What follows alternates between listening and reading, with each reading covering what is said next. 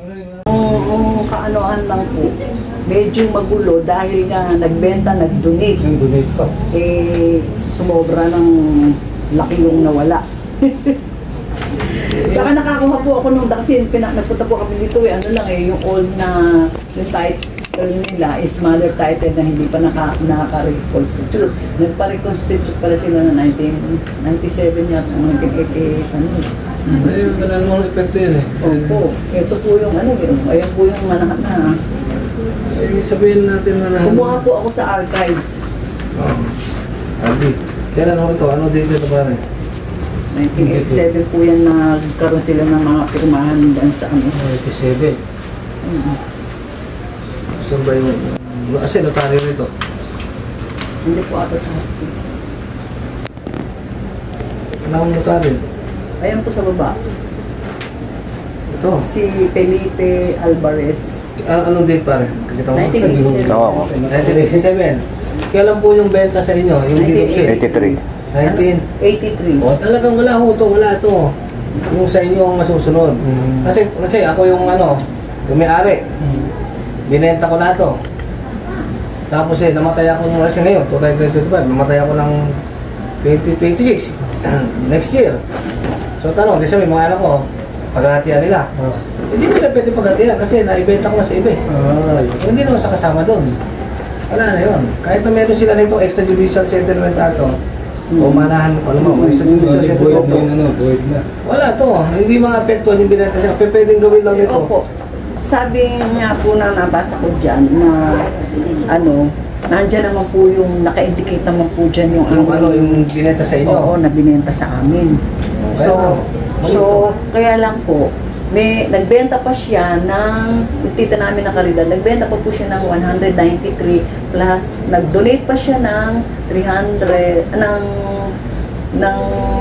130 plus 193 is nasa 300 plus po. So ngayon, ang kinukuha lang po namin dyan is yung 517. So naka-indicate naman din po pa. Parang nagka-conflict o saan niya kukuhanin yung ano po na yun. At saka hindi po namin alam, attorney, kung meron din silang donation statement or yung nangahawakan ng kanino dinonate at saka yung kanino binenta, kung meron din silang deed of sale. Wala akong, kahit nga akong pinapaliwanag ko po, nauna yung benta sa inyo. Opo. Yun ang epektibo kasi nauna at saka buhay pa yung may-ari. Kasi ako ito, bahay ko ito. Binenta ko, may karapatan mo ba yung mga anak ko? Wala, alas ng karapatan. Kasi akin mo ito, akin ito eh. Magkakaroon sila ng karapatan pag namatay ako at hindi ko pa nabenta. Yun, yung sinasabi nila ito. Kaya lang nga, sa sitwasyon nyo, nabenta na niya eh. So, wala na sa karapatan na mag-donate, magpa-extra dito, paghati-hatian ng mga heirs. Wala na. Kumbaga, magiging double ano lang. Kumbaga sa double sale, naibenta ko na, bibenta ko ulit siya, naibenta ko na, idodonate ko sa iba. Hindi pwede.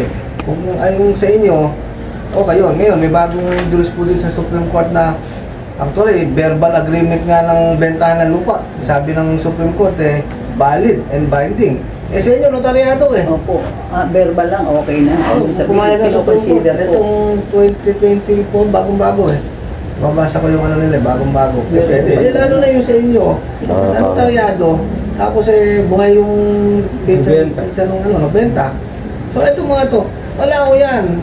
Pero nga po, valid naman daw po dahil meron kaming hawak na meron din po yung dahil sa po, nagtanong din po ako na yung aming hawak na deed of sale kahit na matagal na siya at nauna ang bentahan kaysa sa manahan. Tama. Rin daw po. Kaya lang, yun nga raw po, si Caridad Peralta na yun, wala pang karapatan na magbenta kasi hindi pa sila nagkakaroon ng manahan sa tatay nila.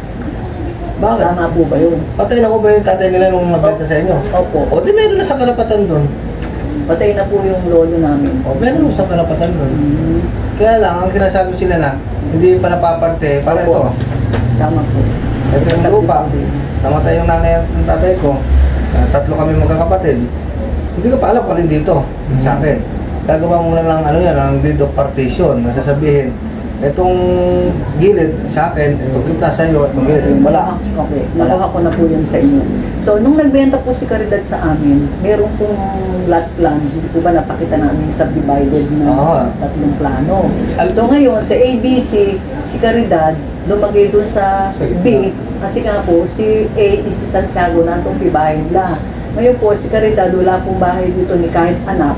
So, ngayon sa C, yung matandang na binata, na walang asawa, walang anak. So, doon po sa C. Ano po binenta sa inyo? Yung B, yung kay Caridad po. Yung sa kanya, ang kulang lang po nun, partition agreement. Pero ganun pa man, meron siya doon, hindi pa pwede sabihin na wala siya doon. Pero po, yung nakalagay naman po dyan sa deed of sale is, binenta niya yon undivided land. Nakalagay po ba doon kung ilan ang sukat? Opo, nandun din po. 1/3 of the property. Ganun lang. Opo. Hindi pa pinasukat sa geodetic engineer na may mga location, yung mga description. Meron po. Meron po doon sa deed of sale. Pwede yun. Yun talaga paglaban nyo.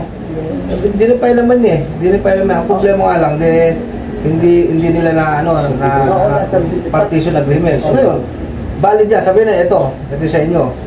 Pero may yung nagbenta sa inyo, may karapatan. Pero sabi niya, ito sa akin. So, pwede naman sila sabihin, ayoko niyan. O sige, basta bigyan niyo ako nung sukat nyo na yan. Gusto niyo dito. O kaya, matatamaan. Both parties, nasa 517.33. Yung magkano yung ilang sukat po binenta sa inyo? 517. Walang problema ka mo.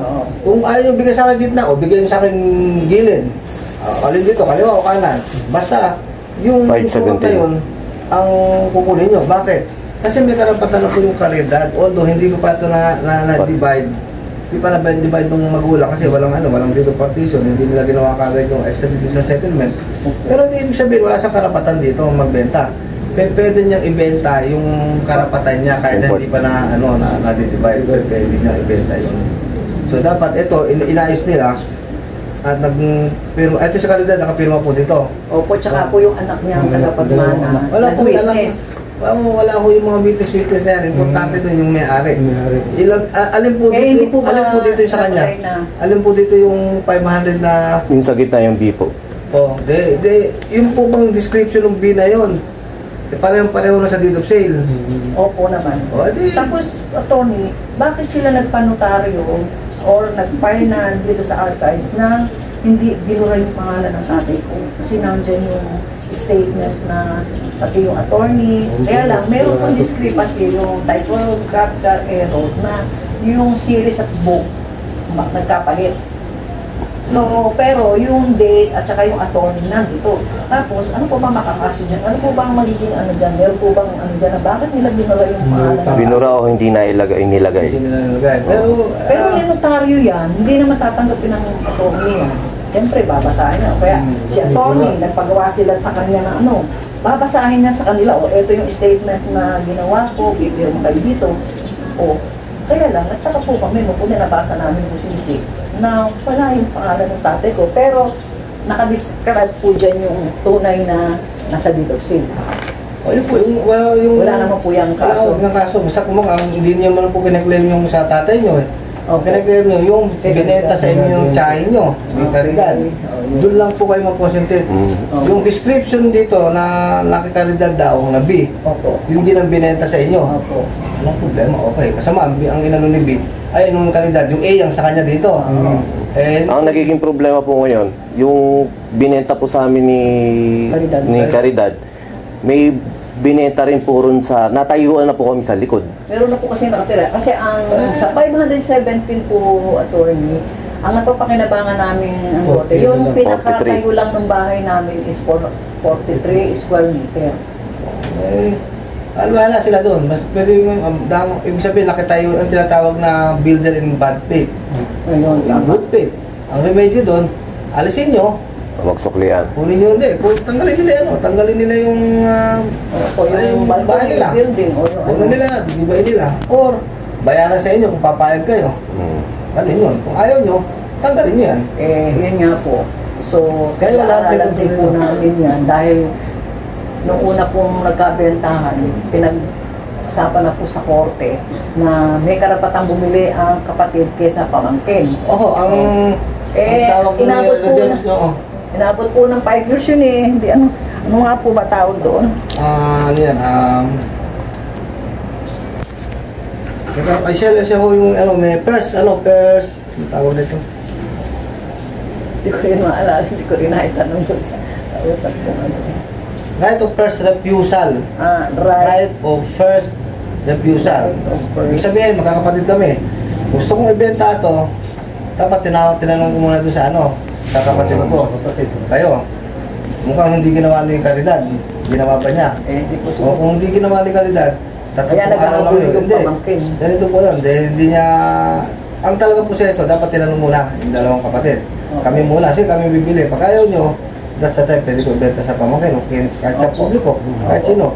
Ngayon naman, kung nalaman ng dalawa na to, na binenta pala ito, sa loob ng 30 araw, at hindi sa kumilos, wala na, hindi na siya pwedeng umabot. Hindi na siya pwedeng umabot. Yun ang right of first refusal, masasabi. Meron din yun, may bagong din ang jurisprudence sa Supreme Court doon. Hindi pwede, kahit na, kasi may humabol din na ganyan po, ang kaso niya, nalaman niya, umabot sila. Sabi nung alam nyo na nagbinenta ito eh. Tapos 5 taon, bago kayo nagsabi. 30 days lang yan eh. O nakarating sa kanila sa anumang paraan na binenta na yung portion na yan pag nangyari sa inyo. Hindi na nila pwede habulin yan.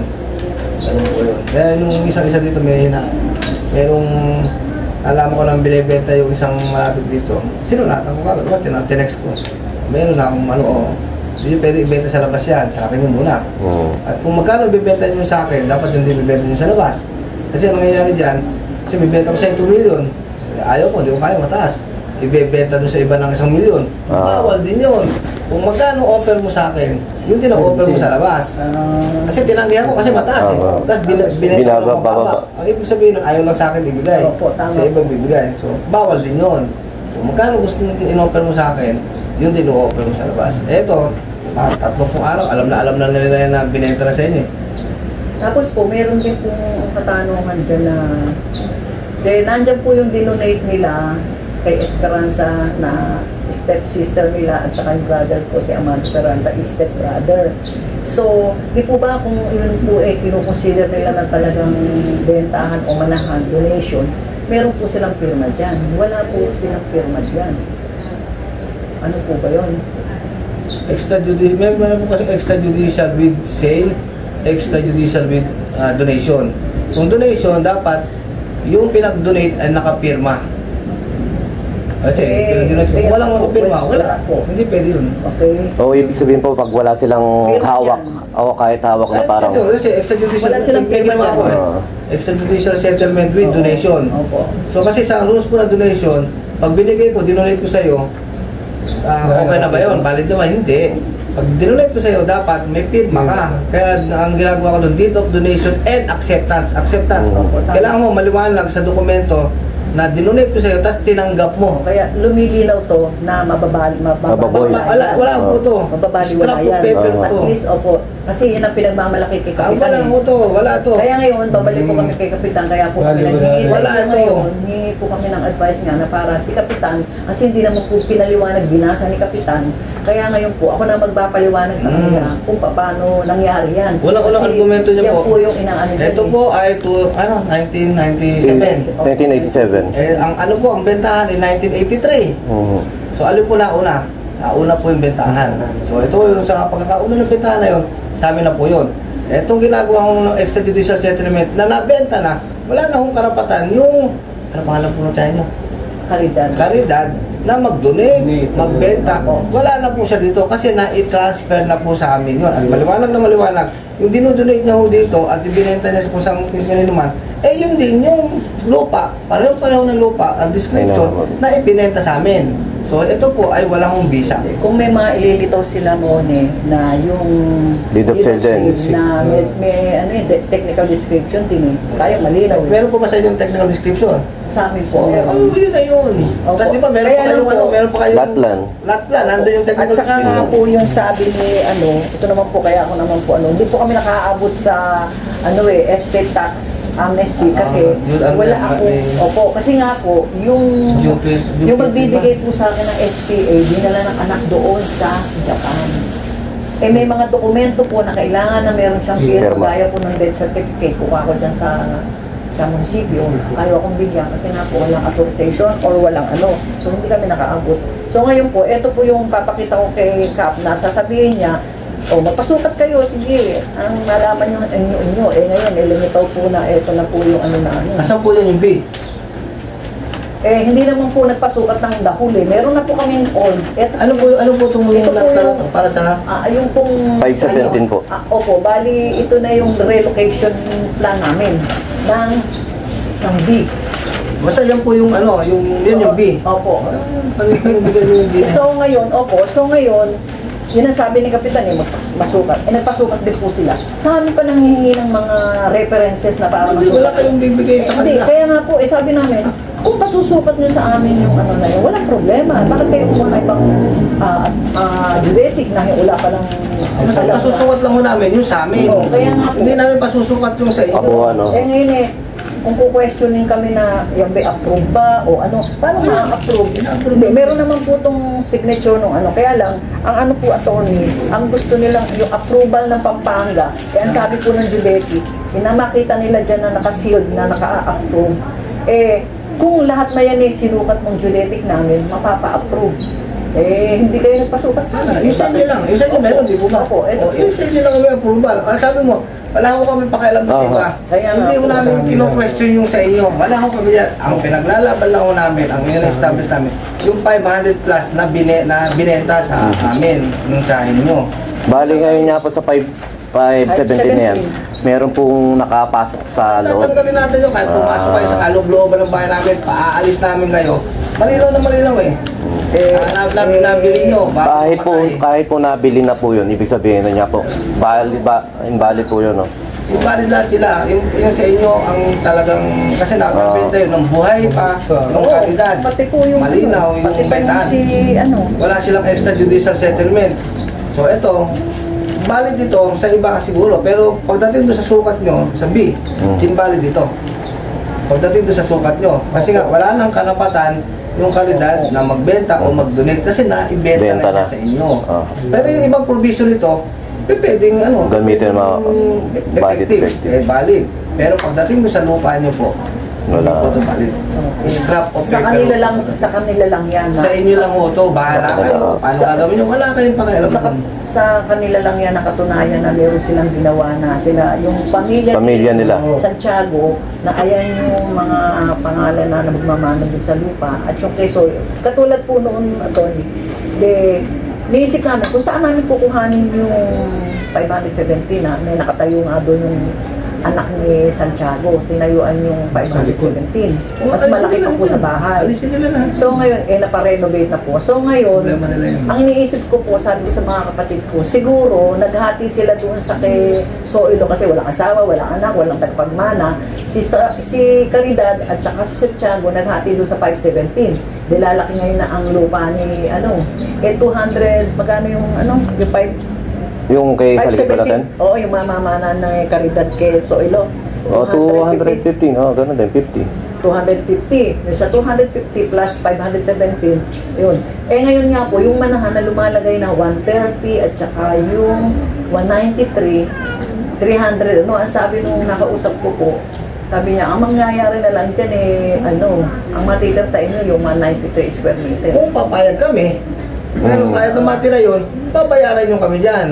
Ganun ang remedyo dyan. Ngayon, ayaw nyo naman talaga magpabayad, aalis mo kayo dyan. Kunin nyo lahat ng materialis nyo, bunutin nyo lahat ng bahay nyo. Pero pag malambot kayo, sabi nyo, sige, malambot ako. Pero babayaran nyo, hindi yan libre. Kasi po yung daan. Pati yung daan kayo magdadasal po, ayaw nyo nga eh. Sabi nyo, ayoko. Gusto namin yung 5-7. Pag magmamatigasan po talaga. Magmamatigas kayo. Ayoko. Kasi sila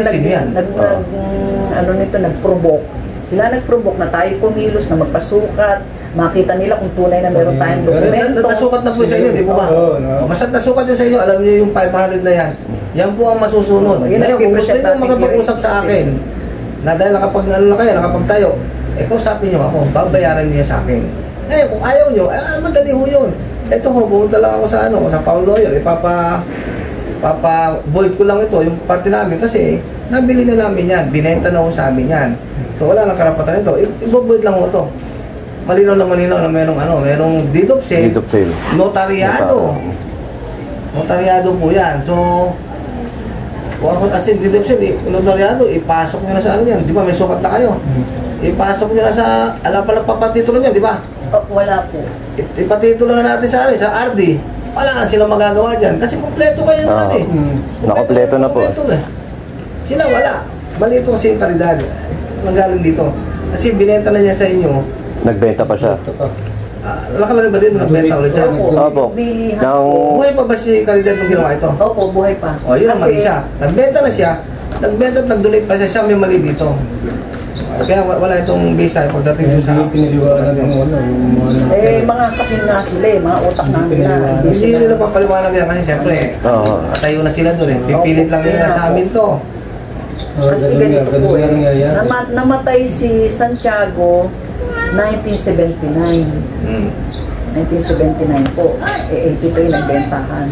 Si Caridad po namatay ng 1992. Si Soilo namatay na 1982. Ang nauna pong mamatay, si Santiago, sumunod si Soilo, yung bunsong kapatid. Alam naman 1992. Wala pa sila nito. Opo, wala pa. Kasi 1987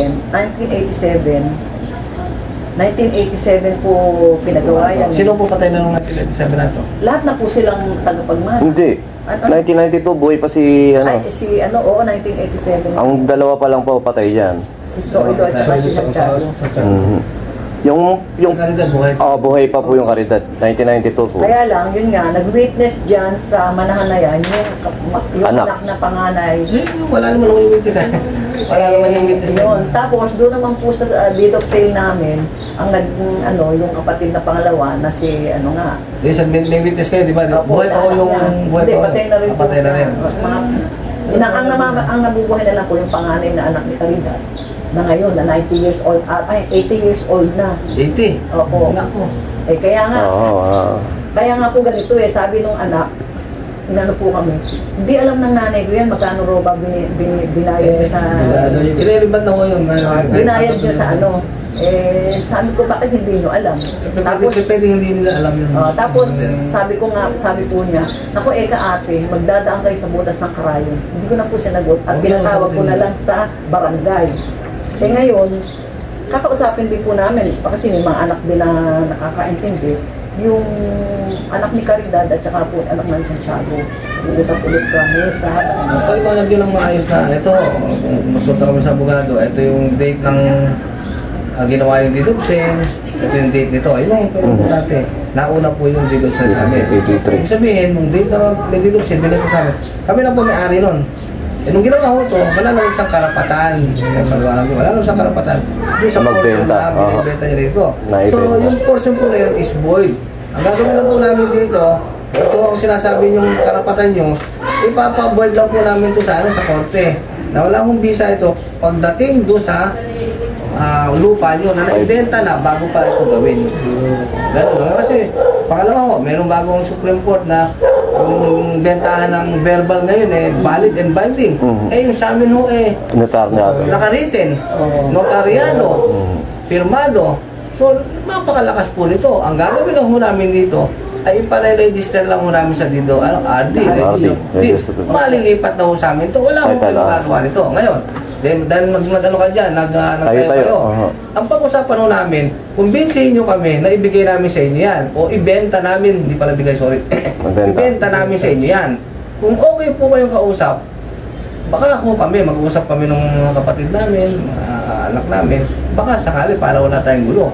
Pero kung magulo kayo, ipapag-ibaho namin. Paglalaban namin 500, alisin nyo lahat yan.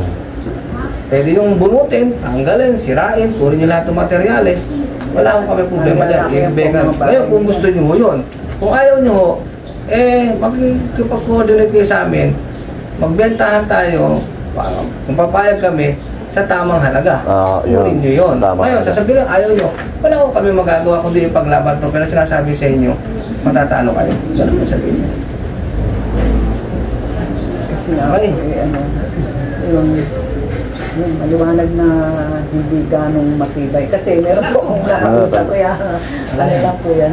Yung nakausap po ako, kasi pinaliwanag po, ito kang property nga natin na mother title sa lolo pa nyo. Wala pa silang kasulatan na minana nila sa lolo ninyo doon sa ama nila ni Karina. Kaya ako sila gumawa nito eh. Kaya lang, ang nagbenta sa inyo, may karapan na, although, ang nangyari ko kasi hindi pa nila na, wala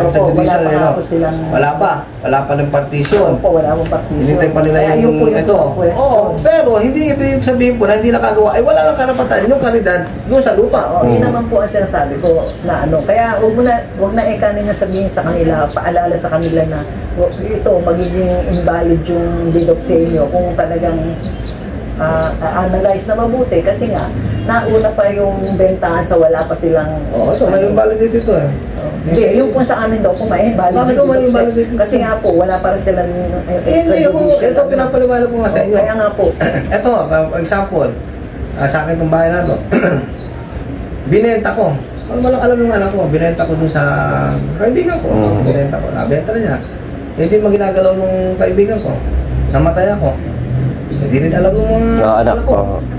Gumawa sila ng extrajudicial settlement, pinagpartihan nila ito. O kaya nilagay nila sa pangalan nila. Ang tanong, valid ba yung ginawa nila extrajudicial settlement? Hindi na. Nabenta nyo na ho. Kasi nabenta na eh. Wala nang karapatan kayong pagparti-parti sa bagay na hindi na kayong may-ari. Hindi na sila may-ari eh. Wala na kayo. Kaya gumawa ako ng 10 extrajudicial settlement. Hindi naman kayo may-ari eh. Naibenta ko na eh. Naibenta ko na eh. Kaya titignan ko na yung date. Kailan yung extrajudicial settlement, kailan yung deed of sale. Wala to. So wala lang karapatan nito magbenta. Kasi binenta ko to kay sa kaibigan ko. Tapos buhay pa na naman ako. Pareho lang yan. Inilipat ko sa mga anak ko yung pangalan nung nung property ko. Tapos namatay ako. Ngayon, sino ko ang may karapatan? Yung mga anak ko na naghati-hati nito after mamatay ako. O yung taong pinagbentahan ko bago ako mamatay. Yung tao. Yung tao kasi binenta ko na sa kanya. Hindi na kaya kasalanan na ayaw pa niyang galawin. Meron naman talaga eh. May hawak siya eh. Kamukha sa inyo. Hindi ibig sabihin na hindi nyo nagagalaw, hindi pinakikinabahan. Kaya sabihin namin, kayo, naggawa kayo pala nito, hindi man lang na-inform ang tatay ko kasi malakas pa, buhay pa noon. Sana kung concern yung anak ni Caridad na yun, at pinagbigyan niya nanay niya na benta, ayaw nga po namin talaga doon tumira at may lupa kami lilipatan, pinilit dahil nga may sakit yung anak nato, maawain ng father ko. So ngayon, re-resolution na natin. Paano ngayon maatilili, mabibigay, ma-resolution, eto yung mga dokumentong nakuha ko na matibay. Mas specific po kayo sa mga dokumento, yun din daw siya tinignan namin. Oo. Kasi batis korason eh. Huwag mo kayo magtanong na isang general. Paano mag-specific? Ito specific. Ito lang po, tinignan din namin, kinonsider din namin kayo. Kinonsider din namin kayo. Tinignan lang namin, ang abogado namin, yung date ng deed of sale at date ng extrajudicial settlement. Ang date of judicial, extrajudicial is ganyan, 1997. Ang sale is 1983. So, sabihin mo po, noong 1983, wala na akong karapatan si Caridad doon sa lupa na yan. Kami na ho yan. Kami na po yan. Ngayon, itong ginawa niya ho, after noon, wala na sa karapatan. Yung porsong po na sinasabi niya dito na 500, nasa amin na, nasa tatay ko na. Wala na po sa karapatan. So, void na po ito. Madaling-madali ko yan. Ngayon, tanong nyo, dahil ina-argumento nyo ako na, nung binenta ni Caridad noong 1983, wala pang partition agreement eh. Okay yun, pero hindi mo ibig sabihin na walang partition agreement, wala akong karapatan si Caridad na magbenta ng portion niya. Malinaw na malinaw sa deed of sale na sinabi niya 1/3 at nilagay niya yung description niya. Yung description niya po ay nandoon sa B na partition nyo. Malinaw na yun ang binenta niya sa amin. So okay lang po, so malinaw sa amin po talaga yan. So, kung gusto nyo, ang option po natin, dalawa, ito ang option natin. Mag-open po kayo na bibili nyo sa amin yon at pag-iisipan namin. Kung pumayag po kami, sa inyo yun. Pabayaran nyo kami, wala akong problema. Kung hindi po tayo magkakasundo at hindi nyo i-acknowledge yung aming karapatan, wala akong kami magagawa, kundi magkakasuhan pati po dun yun sa nakabili rin po dyan, no? Lahat po nakabili. Kasi yan lang tayo, tapos binenta kung kinikita. Wala po lahat yun. Wala po lahat yan. Ipapa-invalidate po namin lahat na yon. Kung sino man yan, kung pangalan yan. Ito po ay gagawin lang namin. Papalipat lang po namin yung portion na yun sa registry of deed. Bakit to? Meron kami dito po sila. Notaryado. Malinaw na malinaw po yan eh. Kaya nga po yun nga, yung pong portion namin na yun, ang ano ko nga rin po baka naman po, meron din po akong naiisip attorney na baka sila, kung mga mother title yan na pa-reconstitute, gusto rin nilang maayos din siguro matransfer yun sa mga nakatayo doon. So baka ako nagbayad sila ng ng estate tax nitong amnesty na to ng June 14. Akin po ba yung mother title? Kaya nandoon po sa kanila. Ayaw nila bigay sa inyo? Hindi nga po, kaya nga po nung 83 na yata, susukatin yata ayaw nga at hindi pa pwede yan, hindi pa pwede ito-transfer sa adik. Kailangan surrender yung... Oo. Kaya nga lang po, nakakuha ko ng na. Pero ganoon pa rin, kung ayaw, may mga remedyo sa batas eh.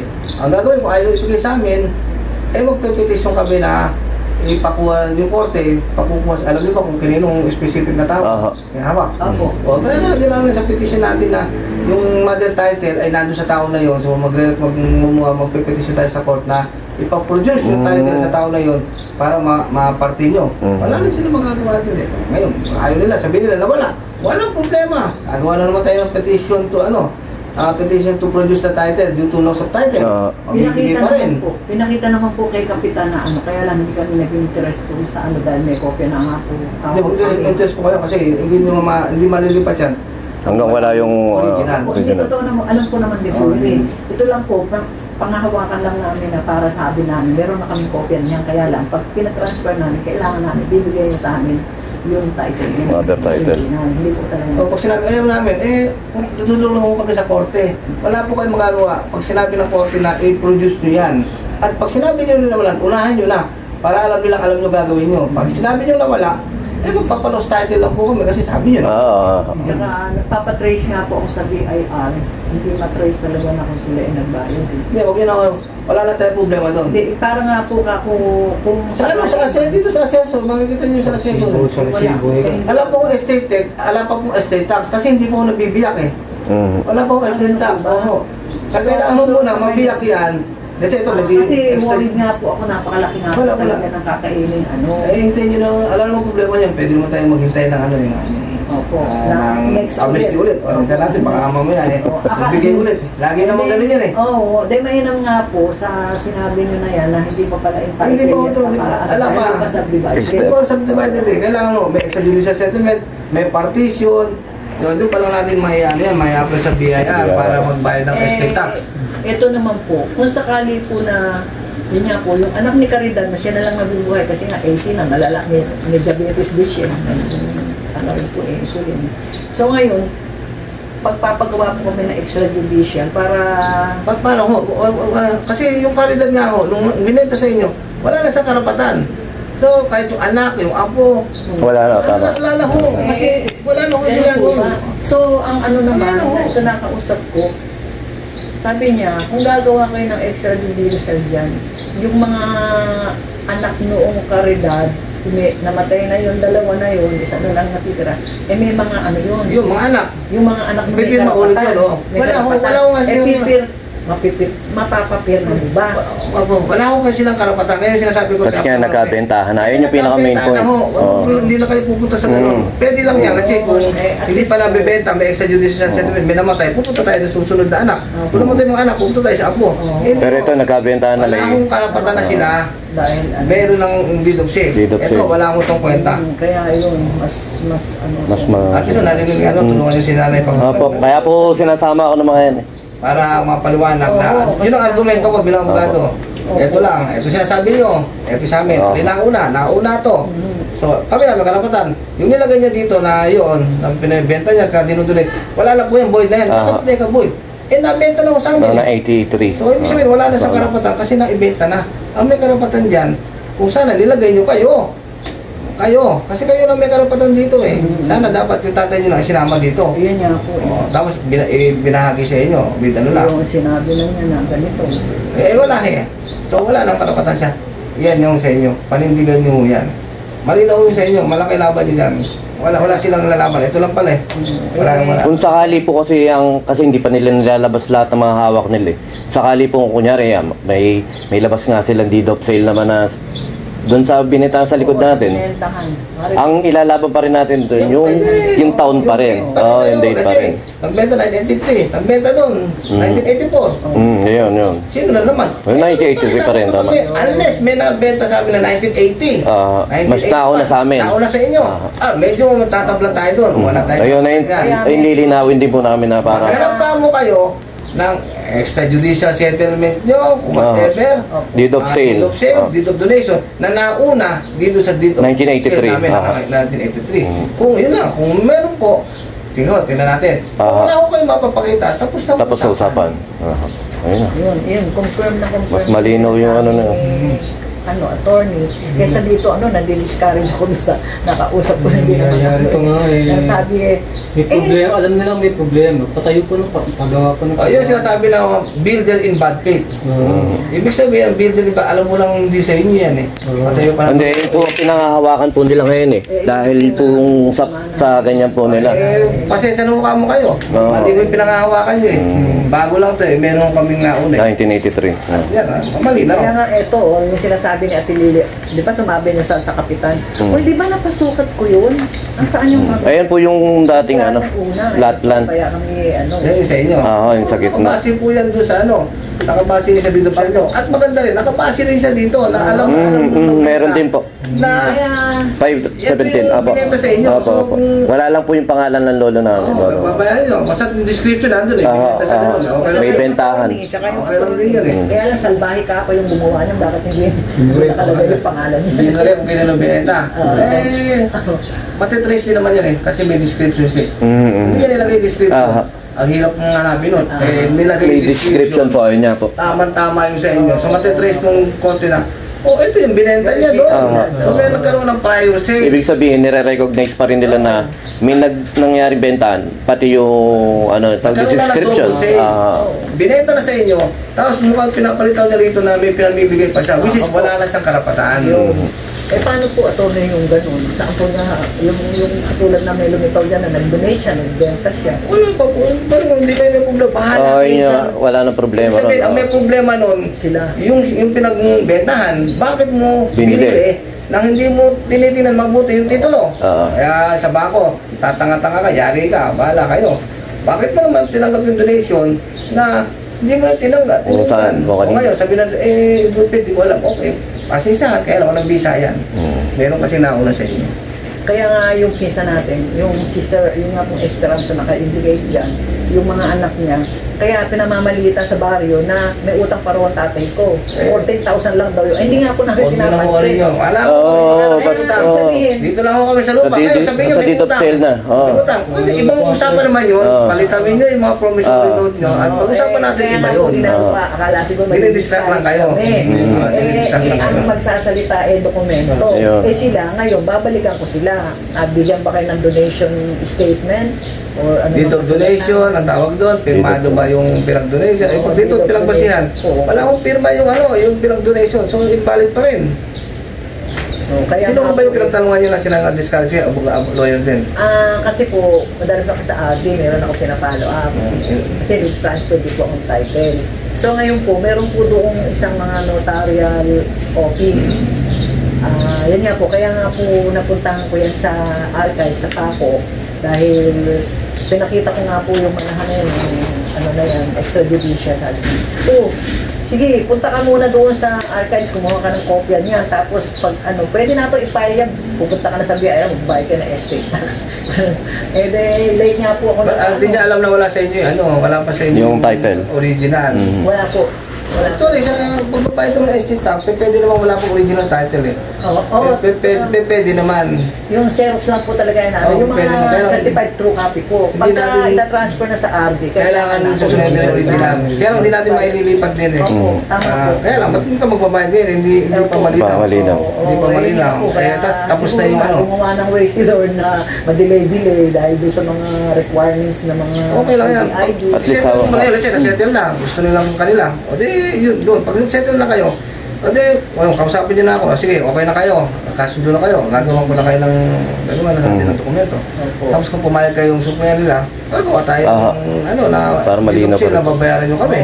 Oo, tama po. Gagawin natin lahat yun. So, tapos yung sa inyo, doon pa lang tayo magsusukatan na gusto niyo, ito lang sa amin. Pero the rest, sa inyo yan, pero bayaran nyo kami. Sa inyo yan, pero bayaran nyo kami. Gagawa natin lahat yun. Okay yun. Pero sa ngayon po, hindi pa tayo pwedeng gumawa nun kasi hindi pa natin nasa-settle sa kanila. So, malabo pa yung utak nila. Dapat maintindihan nila, oo nga. Yung malinaw muna. Sa barangay po kasi, yung tagapagpaliwanag, yung ano rin, may magulo rin eh. Hindi rin po nila naiintindihan. Kami naman, mga abogado, hindi kami pwedeng pumunta pa sa barangay. Bawal pa kami yan eh. Ako nga po kay Kap, sabi ko, Kap, paano kailangan ka po? Meron kaming abogado na kausap na makapagpapaliwanag both side. Hindi ka pwede. Bawal pa. Kaya lang, sa korte na kami magkikita-kita. Doon na kami gagawa ng petisyon. Pero maayos naman yan. Paliwanag din lang. Ito nga po, yun nga po, isa rin din na pinaliwanag nung kausap ko nga doon sa sabi niya. Naku, matagal na case yan o kaya makipag-cooperate na lang kayo kung ano ang dapat. Sila ka mo makipag-cooperate, hindi kami. Para, yun nga po, pag-usapan yung mabuti yan. Kasi... Kaso nga po, nagdi-delay tactics sila na minsan hindi kipag-cooperate nga ako. Ang remedyo ko mo nyo doon, kung didelay nyo po, bigyan ko kayo ng 30 araw, kayo magbigay. Pag hindi ko kayo gumawa ng 30 araw, gagawa na ako kami ng petisyon sa korte, matatalo ko kayo. At pag gumawa ko kami ng petisyon sa korte, gagastos kami ng abogado, gagastos kami ng marami. Kukunin nyo yun. Pangalawa, pag kami mo ng korte, hindi ko sa inyo ibebenta yan.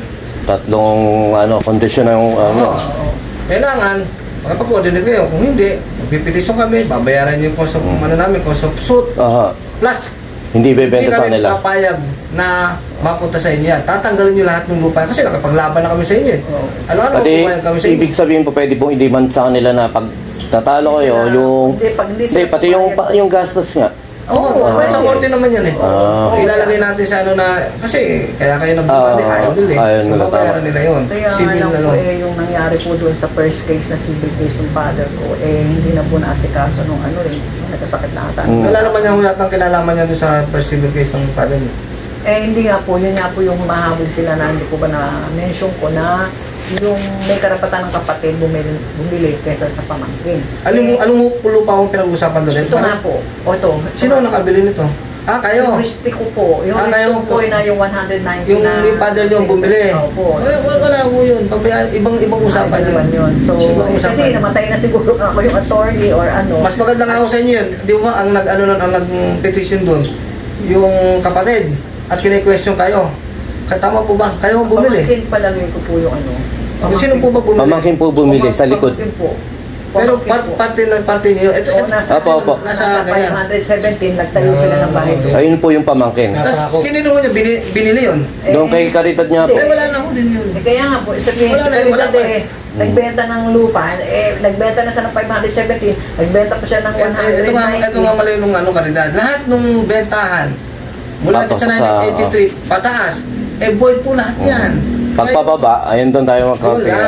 Pagpababa, doon lang ako magiging valid. So pataas, nasabi niyo na kine-question, ba't binenta kine-question ng pamangkin, hindi nila alam. Wala na kung walang saysay. Kasi noong 1983, kami na may-ari niyan.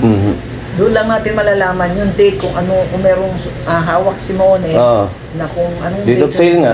Date of sale na dapat mas una sa 1983. Dapat may pakita. Hindi. Kaya talaga tatawag tayo. Kung sabihin nyo, kung may mapapakita kayo, okay. Kung wala kayo mapapakita, invalid yun. Basta ito yun. Ngayon, sabi, ang invitation ko lang, kung merong bentahan, donation na mas maaga dito sa 1983. Ganun lang sabihin nyo. Kung wala po, sabi niyo, may ganyan kami kaso 1997. Wala po yan. Kailangan yung mas una sa 1983. Kasi 1983, kami na po ang may-ari. Kung nagbentahan kayo ni Caridad, wala akong sa karapatan dyan. Problema tapos na po yun. Tapos na, kami na may-ari ulit. Kami dapat ang kinausap nyo kasi kami na may-ari niyan. Kasi ang nangyari po noon meron siyang pinsan, yung Caridad, may pinsan po yan na attorney sa Baliwag Transit. Yun ang nagsulsol doon sa tatay ko na sige, bilhin nyo na yan at yung ganyan-ganyan. At ano, tapos pinabayaan, binigay naman sa ibang attorney. Tama naman yung pagkakabili ng tatay niyo ngayon eh. Okay naman, sila na lang pagulo yung karidad. Kasi alam na niya, ang binenta na sa tatay niya. Nabayaran naman ng tatay niya, binenta pa. Yung tinatawag na double set, normal yun. Marami yung gumagawa ng ganyan. Ang naiisip ko nga po doon, at saka nung side siguro nung anak niya, yung mga nga kay wala naman siguro, wala rin namang ginawang kasulatan si Soilo. Yung mana nila kay Soilo na matandang binata ko lang anak, magpaparty silang magkapatid. Actually, meron pa rin yung tatay niyo din, pero wag na. Sabi, hindi na namin yan. Actually, magugulo ka mo eh. Hindi na ako kami interesado dyan. Kaya nga po, masakit nga magsalita eh. Ano yan eh, anak sa labas yan eh. Kahit nasa sa labas, one half pa rin eh. Kaya, One half pa rin. Illegitimate child. Step brother. Kahit na step brother, illegitimate child, one half ng party pa rin. So meron pa rin tatay niya. Pero ganun pa man. Hindi na Sa inyo na ho yun. Pero itong sa amin, bigyan nyo kami ng katahimikan dito. Or else, magkakaso kami. Kasi matibay yung sa amin. Kaya nga. Pero na sabihin kay Kapitan. Okay po. Tama po yung dahil mahina ka pa rin. Paano nangyari Kasi siya? medyo... Si nanay nga na hospital, na-stroke eh. Okay na ulit. Ilan taon na po siya? 82. Notaryado yan. Sabihin ko, mayroong bagong Supreme Court. Kahit o ang verbal na benta ng lupa, sabi ng Supreme Court ay valid and binding. Valid and binding. Malinaw na malinaw sa Korte Suprema. Lalo sa amin na written at sa notarized po.